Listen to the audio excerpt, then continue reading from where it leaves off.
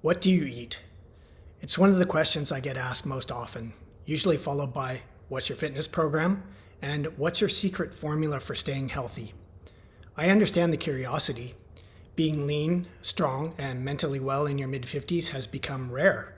It shouldn't be, but sadly it is. I'm Sandy, and I'm currently 56 years old, and well past 50 is about aging with intention, without extremes, gimmicks, or borrowed certainty.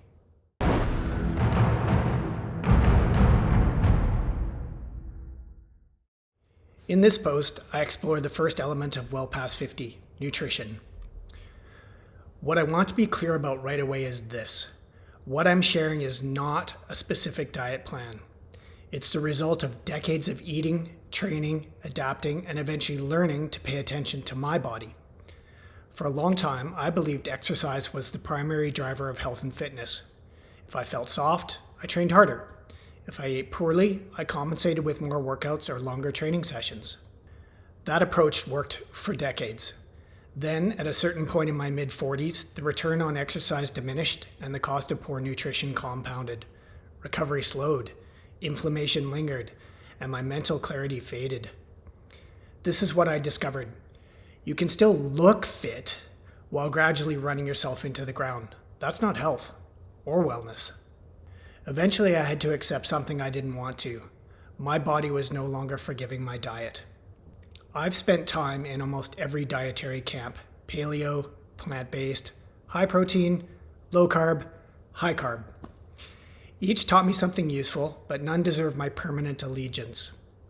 Food culture loves labels. People proudly declare, I'm a carnivore, I'm a vegan, I'm a pescatarian. Yes, they simplify identity, but they also narrow thinking. The longer I paid attention, the clearer it became. No diet is perfect. Most contain pieces of the truth. The mistake is treating any one of them as an end-all, be-all. So I stopped asking which diet is the right one and started asking, what does my body consistently respond well to? What I now follow isn't a diet, it's a real food approach. Roughly 80% of what I eat doesn't require marketing, meaning foods that come in their own packaging, designed by nature, not a branding agency. Think fruits, vegetables, legumes, whole grains. Most of the remaining 20% is minimally processed, real ingredients, not inventions. I don't eat meat anymore, not because of ideology, but because my body stopped tolerating it well. That wasn't always true, and it may not be true for you. I rarely drink alcohol, not out of moral judgment, but because it reliably makes me feel worse. Ultra-processed foods and added sugars are off the table because they deliver calories without nourishment and distort appetite signals. None of the changes I made happened overnight. In my 20s, I could eat anything. Training covered the cost. In my 30s, I knew better, but still relied on punishing workouts to offset poor nutrition choices. In my 40s, I chased optimization and jumped from plan to plan. In my early 50s, when my thyroid tanked, my body forced a conversation I'd been avoiding. That's when the real shift happened. Less time in the gym, more time in the kitchen. Fewer extremes and more consistency. And the biggest change?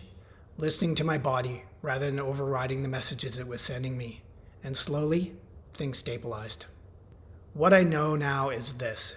Food isn't about control, it's about feedback. When you eat real food most of the time, your body tells you the truth. Energy improves, hunger regulates, and cravings quiet down. Plus, mental clarity returns. When you rely on engineered food, your body's signals get distorted. Fatigue feels normal. Overeating or choosing poor quality food becomes the default. We pack on weight, and then those gains get mislabeled as aging. Poor health has become so common that we mistake it for inevitability. It isn't, or at least it shouldn't be. This isn't just about appearance. It's about matching your health span to your lifespan. Here's the good news. You don't need perfection. You just need direction. If you're willing to stop chasing diets, pay attention to feedback, and stay curious about what actually works for you, the results tend to take care of themselves. That's the work I'm here to explore, openly and honestly, as I continue to learn alongside you. If you want more of this kind of work, you're welcome to subscribe. New videos come out regularly. Thanks for being here.